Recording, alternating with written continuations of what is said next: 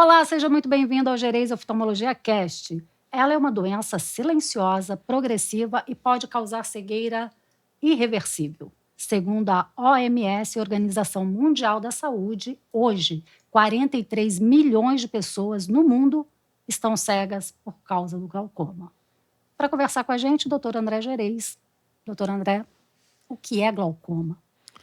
Glaucoma é uma doença que afeta o nervo óptico, é uma neuropatia do nervo óptico, ou seja, é uma doença que causa a perda de fibras nervosas do nosso nervo óptico, consequentemente causando uma baixa visão no paciente. E como é que descobre que tem a pessoa que começa a enxergar menos? Tem muita gente que fala que dá muita dor de cabeça. Mas esse não deve ser só o sintoma, né? Só esse sintoma. Não, dor de cabeça, na verdade, nós vamos ter dor de cabeça se o paciente estiver com a pressão intraocular muito alta. Então, existe uma associação de glaucoma com a pressão intraocular. Vamos voltar para trás, né? O nosso olho, ele é um sistema fechado, tá? Então, é produzido um líquido dentro dele, chamado humor aquoso, né? E esse líquido, ele vai manter o nosso olho formado, manter o nosso olho tônico, né? Tem também um outro gelzinho chamado humor vítreo, que também ajuda a dar sustentação. Então, o nosso olho, ele tem um tônus, tem uma pressão, tá? Várias estruturas participam desse processo, né? Tanto as estruturas como produzem o líquido, como as estruturas que drenam o líquido. E a maioria dos pacientes que têm glaucoma vai ter um aumento de pressão intraocular, mas isso não é uma verdade absoluta. Eu posso ter uma pressão ocular normal e ter glaucoma. Então esse é o primeiro alerta que a população deve saber. Falar, eu só tenho glaucoma se tenho dor de cabeça, ou se só tenho glaucoma se tenho uma pressão ocular elevada. Não, não é verdade, tá? Então, para que a gente faça um diagnóstico de glaucoma, até por ser uma doença silenciosa, como você colocou, e num estágio inicial o paciente não sabe, não tem muitos sintomas, né? O paciente com glaucoma, ele vai perdendo a visão da periferia para o centro. Então, num quadro inicial, o paciente não percebe isso. É o exame oftalmológico, que nós vamos avaliar o nervo óptico, que nós vamos avaliar a pressão intraocular e que nós vamos, quando necessários, e em geral é necessário, pedir exames subsidiários. A gente fala de exames complementares, que cada um vai ajudar a gente a montar um quebra-cabeça para dizer se aquele paciente tem glaucoma, não tem, ou é um paciente suspeito de glaucoma. Tá, e quando a pessoa está enxergando mal e ela sente dor de cabeça e não é glaucoma, mas quando a pessoa está sem visão periférica e ela não tem dor de cabeça, aí já é um sintoma de que ela pode ter glaucoma. A perda de visão periférica, vamos dizer que pode ser uma causa de glaucoma. Não só necessariamente glaucoma. Eu posso ter alguma lesão de nervo óptico, por exemplo. Eu posso ter alguma outra condição que pode fazer a perda de visão periférica. Mas a principal causa que tem essa característica, sim, é o glaucoma. Tá, e essa pessoa, quando ela tem glaucoma, o que pode ser feito? Então, a primeira coisa é a gente dar o diagnóstico para o paciente. Sim. Esse é o mais importante, o acompanhamento médico. E quanto mais precoce, melhor, né? Sim, quanto mais precoce, melhor, porque eu pegar o gancho do que é o glaucoma, só para a gente explicar para os pacientes, né? O nosso nervo óptico, ele é o fio condutor que liga o olho ao cérebro, tá? E ele é composto por mais de 1.200.000 fibras nervosas. Uau. Então, o que é o glaucoma? É a perda dessas fibras nervosas, tá? Todos nós vamos perdendo fibras nervosas com o decorrer da vida. É natural. Então, um idoso tem menos fibras nervosas que um jovem. E o glaucoma é essa perda acelerada desse processo. Tendo o diagnóstico de glaucoma, né, o que nós vamos fazer como primeira causa, o primeiro objetivo, é, em geral, reduzir a pressão intraocular desse paciente. Essa é a regra básica, tá? Para quê?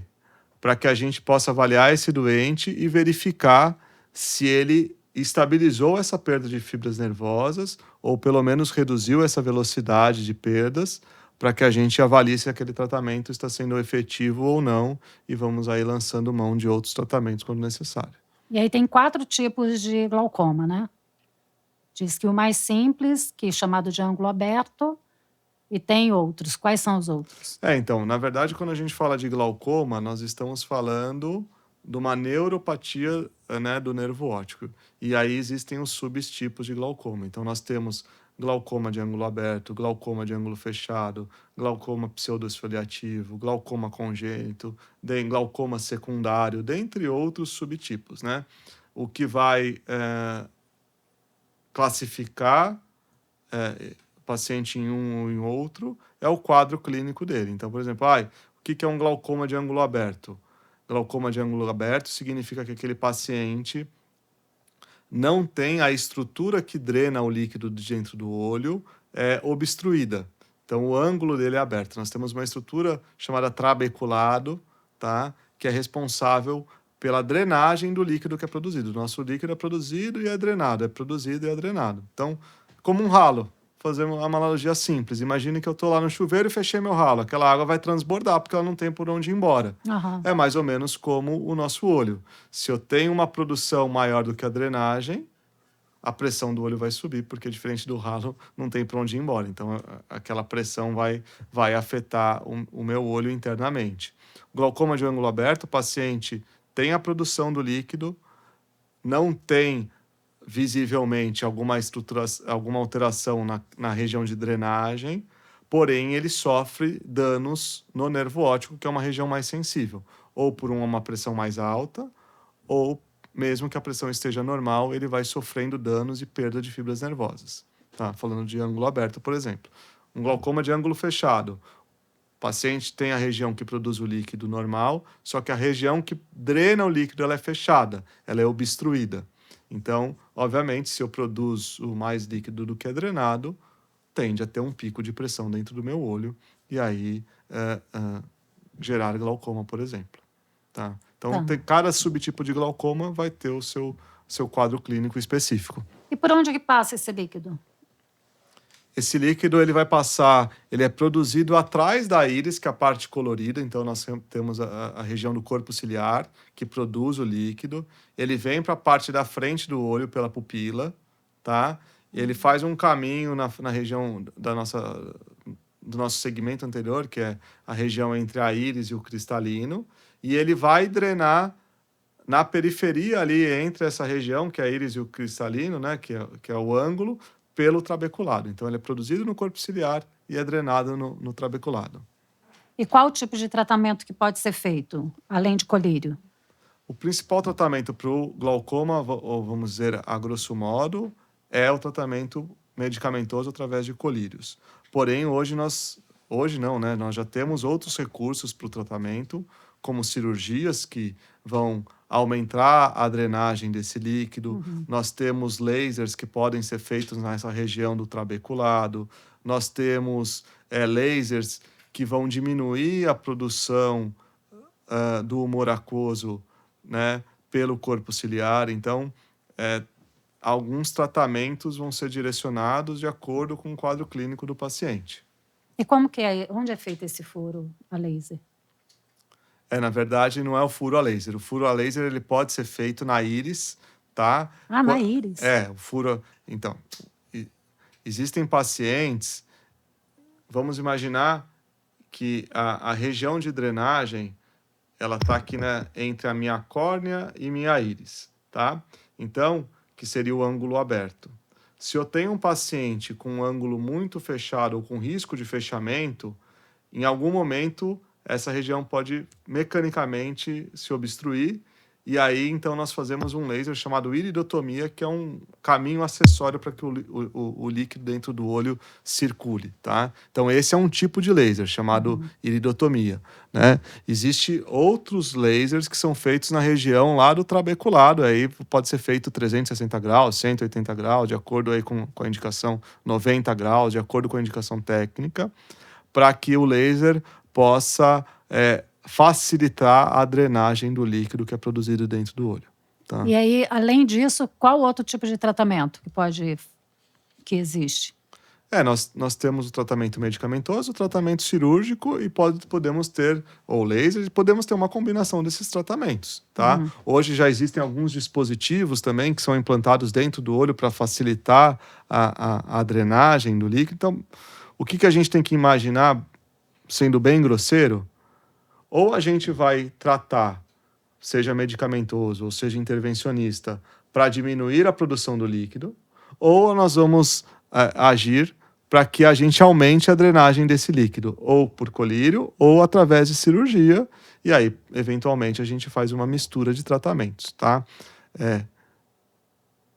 Glaucoma é uma coisa muito complexa, cada paciente, né, vai ter um diagnóstico e vai ter um nível, um target que a gente fala que é um objetivo de tratamento.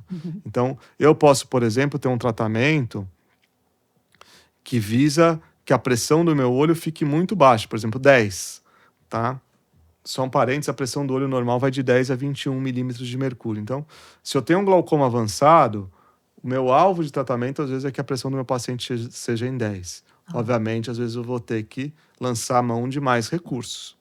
Se eu tenho, às vezes, um paciente com glaucoma leve, às vezes uma pressão de 18 para aquele paciente não está gerando lesão do nervo óptico. Às vezes eu não preciso de tantos recursos assim. Às vezes só um tipo de colírio já resolve o meu problema. Então, cada paciente, de acordo com a indicação oftalmológica, vai receber um tipo de tratamento específico. Tá, e tem também, que eu já ouvi falar, stents.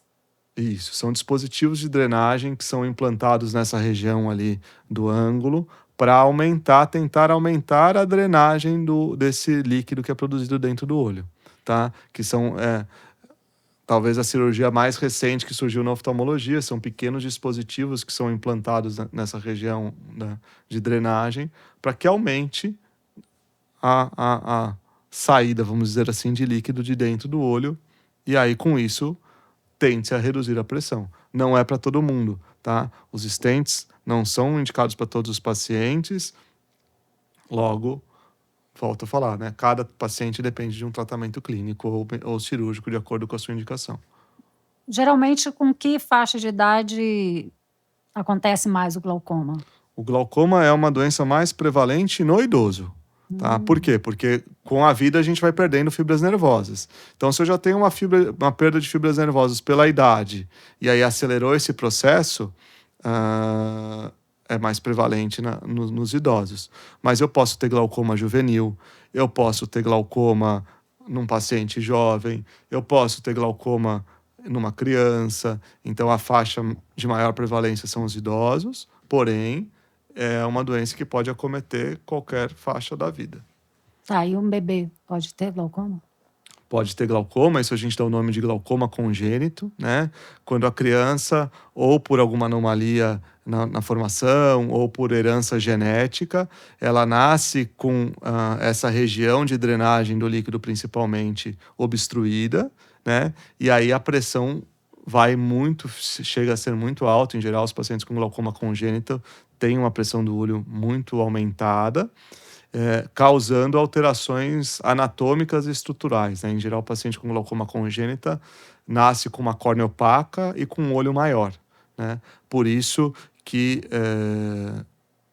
é muito importante que o recém-nascido faça o reflexo vermelho, o teste do olhinho, para que é um reflexo, basicamente, que a gente joga a luz e aquela luz tem que voltar. Se eu tenho um glaucoma congênita, muito provavelmente essa luz não vai voltar. Então, alguma coisa está estranha. Ou se o pai ou uma mãe vê que o olho da criança é branco, é um sinal, eventualmente, que pode ter alguma alteração naquela córnea, precisa ser investigado, né? Nem toda córnea alterada no nascimento é glaucoma congênito, mas existe sim um grupo de bebês que vai nascer com glaucoma congênito. E tempo para esses casos é fundamental, porque se a pressão fica muito alta por muito tempo, o nervo óptico ele tem uma deterioração também muito rápida, assim como no adulto, né? Então, a pressão que deve ser 10, chegou em 50. Se eu ficar semanas com uma pressão de 50, muito provavelmente meu nervo óptico vai sofrer um dano muito acelerado, podendo levar a uma cegueira num curto espaço de tempo. É isso que eu ia perguntar, pode ser em dias, né? Se a pressão estiver muito alta, níveis 50, 60, sim, eu posso perder minha visão em questão de dias ou semanas, tá? Não é o que ocorre na maioria dos pacientes, até para a população falar, ai, mas eu tenho glaucoma, vou ficar cego amanhã. Não. Aham. A maioria dos pacientes que têm glaucoma são processos lentos e progressivos, tá? Nós temos casos de perda aguda da visão ou o maior dano do nervo óptico, principalmente nesses aumentos muito agressivos, ou por um glaucoma agudo, que é quando o ângulo fecha e de uma hora para outra a pressão sobe, que é um quadro mais comemorativo, dor, muita desconforto, né? Ou, por exemplo, por um quadro desse congênito, que a pressão em geral é muito alta, ou por outros tipos de glaucoma que também cursam com pressão alta, como glaucomas secundários, alguma coisa do tipo. E não tem prevenção, é só quando é identificado o quanto antes para começar um tratamento, porque pode salvar a visão da pessoa, mas não tem uma maneira de ter uma prevenção? Tem prevenção, Tem? a prevenção, na verdade, é a rotina oftalmológica. Então, essa é a maior prevenção para qualquer paciente com glaucoma, porque é aquela coisa. Nem eu, como oftalmologista, nem você, como paciente, sabe que tem glaucoma. Como é que a gente vai saber? Somente numa consulta, né? Isso que é muito importante de falar para os doentes. O glaucoma, ele requer um exame clínico e muitas vezes requer o exame complementar para ajudar. Tem pacientes que às vezes a gente suspeita que ele tenha glaucoma, mas não é glaucoma. Ele só tem um nervo óptico às vezes aumentado e quando você faz a análise das fibras nervosas, as análises de estrutura, de campo de visão, não tem perda, tá? Assim como o paciente que às vezes tem uma pressão um pouco mais alta. Às vezes eu tenho uma pressão de 24, o normal é até 21, mas eu não tenho glaucoma, eu sou só um hipertenso ocular. Então, a maior prevenção é a rotina oftalmológica. Por quê? Porque, em geral, na rotina oftalmológica é visto o nervo óptico, é visto a pressão, e aí pode ter uma suspeição, ou pode, às vezes, já ter um diagnóstico. Se o paciente chegou no meu consultório com uma pressão de 30 e um nervo óptico muito alterado, muito provavelmente aquele paciente tem glaucoma, né? Mas existem aqueles pacientes que às vezes ficam suspeitos por muito tempo. E eles não têm perda de fibras nervosas, mas tem um nervo óptico que é suspeito, uma pressão suspeita, e aí só o acompanhamento vai dizer se aquele paciente vai exigir um tratamento ou não. E ele vai viver bem se ele tiver uma pressão alterada de 27, 28? Uma pressão de 27, 28 muito provavelmente já é um paciente com maior risco de ser um paciente glaucomatoso que a gente fala, tá? E aí o objetivo seria reduzir essa pressão. Então, 27, 28 está ali naquele limite do hipertenso ocular ou do paciente com glaucoma, mas vamos falar do seguinte: se eu tenho uma pressão de 27 ou 28, existe risco de eu ter glaucoma sim, e eu preciso fazer o acompanhamento. Esse diagnóstico de hipertensão ocular seria um diagnóstico depois de tudo afastado, viu que não tem lesão do nervo óptico, aí, por exemplo, ficou com um diagnóstico desse, mas o paciente vai requerer um acompanhamento. E nesse caso é mais fácil o tratamento, só colírio? Sim, se eu tenho uma pressão de às vezes 27, 28, como é que funciona o tratamento dos colírios? Nós temos alguns tipos de medicamentos que vão, voltando naquilo que eu falei, ou vão agir na menor produção do líquido dentro do olho, do humor aquoso, ou vão agir aumentando a drenagem desse líquido. E aí eu vou, inicialmente, começar com um tipo de colírio. Surtiu o efeito necessário? Ok. Não surtiu, eu vou colocar um segundo tipo de colírio. Não surtiu, eu vou colocar um terceiro tipo, até um quarto tipo. Teoricamente, o máximo, né, que a gente tem são 4 classes, 4 diferentes tipos de colírio.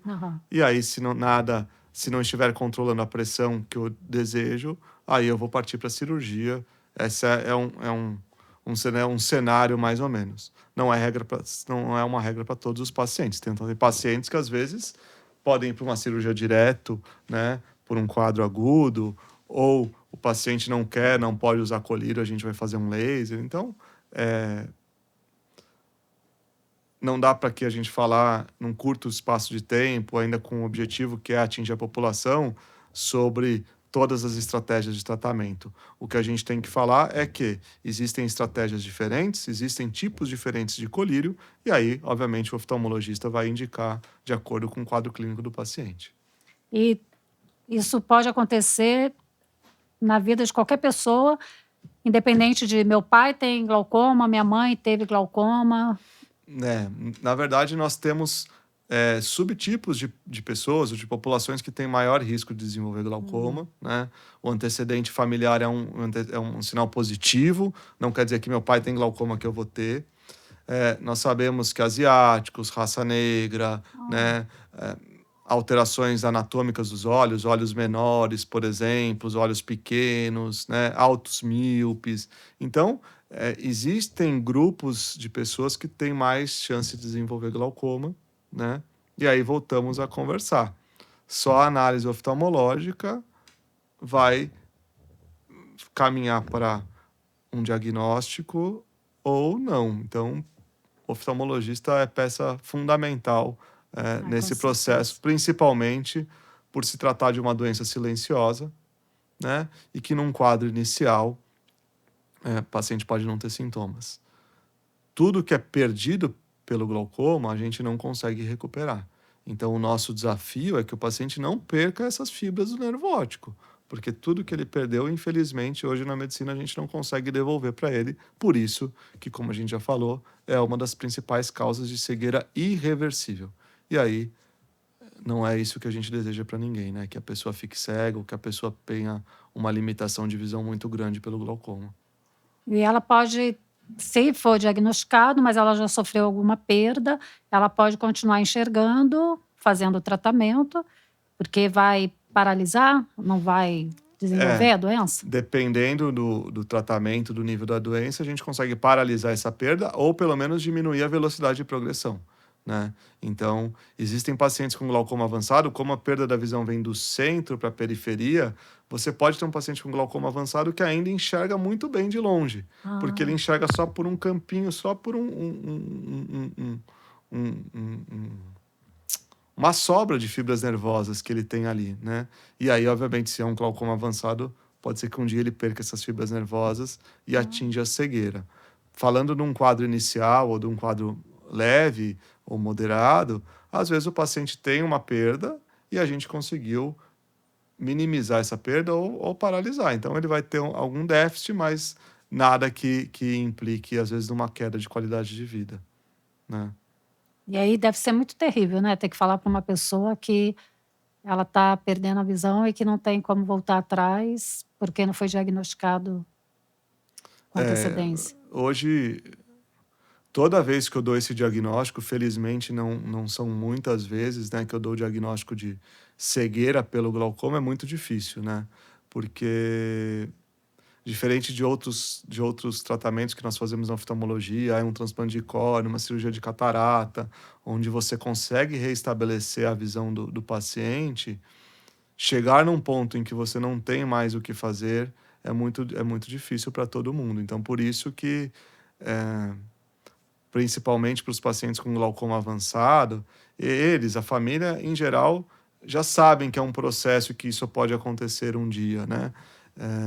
Mas tem toda uma preparação, tem toda uma conversa que a gente tem que explicar, né? E mais uma vez, né? Glaucoma requer acompanhamento médico. Glaucoma é uma doença crônica, né? Então, eu posso estar com a pressão controlada hoje, mas se eu não for no meu oftalmologista, essa pressão pode subir daqui a 6 meses, daqui a 1 ano, daqui a 2 anos, né? Ou aquele colírio que fazia um efeito bom hoje, ele pode perder um pouco do efeito no futuro. Então, precisa de acompanhamento, né? Eu falo para os pacientes que o glaucoma é um filme, não é uma foto. Você precisa ter a evolução. E aí, se você tem tudo bem bonitinho, documentado, os campos visuais, as fotos, blá, blá, puxa, a gente consegue dar um acompanhamento muito melhor para esse doente. Então, o acompanhamento longitudinal para o paciente com glaucoma é fundamental, né? E esse, infelizmente, é um dos grandes problemas, porque às vezes os doentes perdem o acompanhamento, ou acham que estão bem, estou usando um colírio, alguém me prescreveu um colírio lá atrás, eu vou usando, e aí não é uma verdade, né? Então, requer essa parceria. Médico, família, paciente, todo mundo no mesmo barco para que a pessoa possa ser assistido e ter um tratamento efetivo. Olhos muito vermelhos também pode ser sintoma de glaucoma. Não necessariamente. Na verdade, Os olhos muito vermelhos são consequências, em geral, dos colírios que os pacientes usam para glaucoma, tá? Ah, Tá? Hoje, felizmente, a indústria farmacêutica está desenvolvendo colírios já sem conservantes, né? Mas os colírios para glaucoma, infelizmente, são colírios conhecidos por agredir um pouquinho a superfície ocular, né? Causar olho vermelho, às vezes olho seco, até porque são pacientes que vão usar, às vezes, o colírio o resto da vida, né? Então, mas felizmente aí hoje, nos últimos meses, nos últimos anos, estão surgindo opções de colírios para glaucoma sem conservantes, e isso ajuda, né, aos pacientes a não ter o olho vermelho, minimizar efeitos colaterais das drogas. então eu posso dizer que o olho ele tem pressão arterial, ou não? Não, Não é arterial. não. Arterial é outra pressão. A pressão arterial é a pressão É a que pressão rege ocular. o coração, os É, vasos, esse sistema. O olho tem a pressão intraocular. intraocular. Que ela não tá.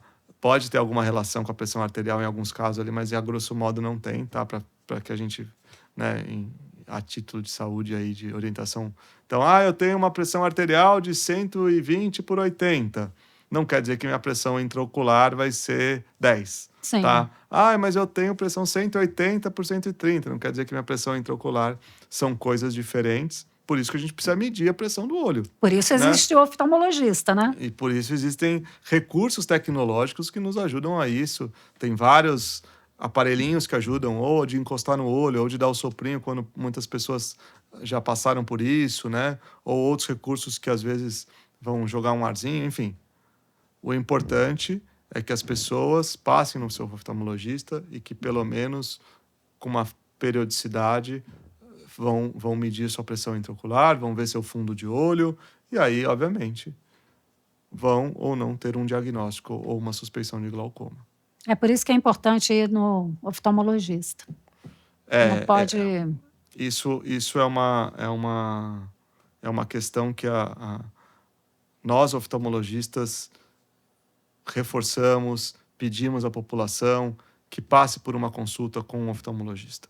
Consulta com um oftalmologista é muito mais do que ver o grau, é muito mais do que fazer um óculos, né? Nós vamos avaliar todas essas questões, né?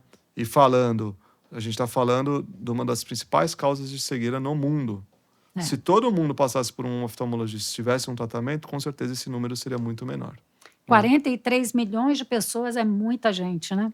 É muita gente e só quem tem um glaucoma avançado, só quem, né, passou por muito transtorno, porque realmente gera-se um estresse para o paciente, para a família, porque, em geral, cirurgia, colírio anos, né, de anos usando colírios, sabe o quão custoso e o quão difícil é chegar num ponto desse de cegueira, por exemplo. Nós vamos falar mais sobre glaucoma no outro episódio. Doutor André, quer falar mais alguma coisa?